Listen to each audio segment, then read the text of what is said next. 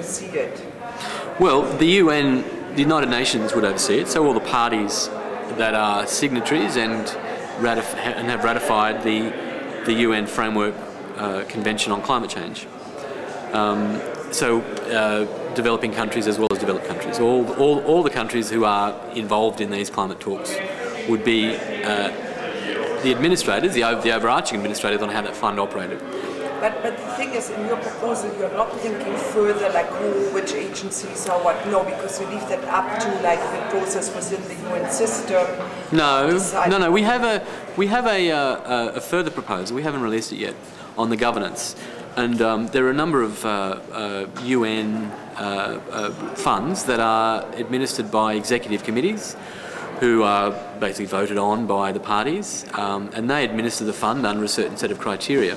One of the real problems that we see is in a pure market-based mechanism is all areas where all forested areas would not receive money. Africa particularly has not done well out of climate change, and they're probably one of the most vulnerable continents on the planet. It's likely to see many millions of people displaced or even threatened with hunger and starvation through climate change.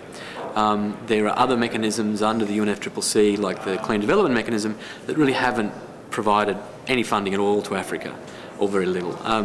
Most of that funding goes to India and China, who have much better capacity to be able to put the plans forward, to be able to receive money, much more stable governance. They've got probably better rules of law, and therefore, the financial flows are more likely to go to those countries that have more mature legislative frameworks and institutional frameworks, whereas many African countries, particularly Congo Basin countries, don't fit into that category at all.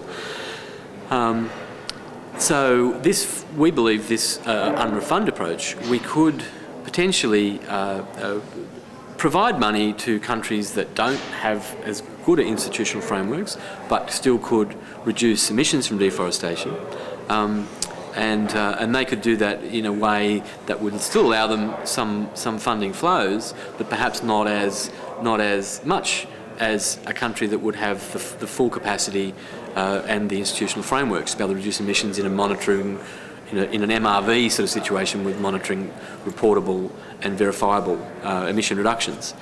So basically it would allow much more flexibility, and particularly one of those main flexibilities we believe is the protection of Indigenous rights. There's been quite fierce arguments in the informal negotiations today and over the last few days over Indigenous rights.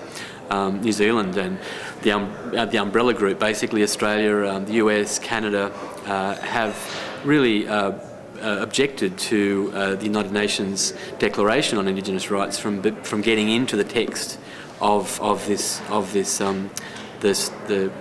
negotiations, and that is a great disappointment. New Zealand claims that it hasn't introduced the United Nations Declaration on Indigenous Rights because they believe their country would become ungovernable.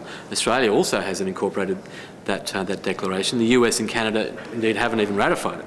So they're very uncomfortable that they would sign on to something that would provide rights to these Indigenous people.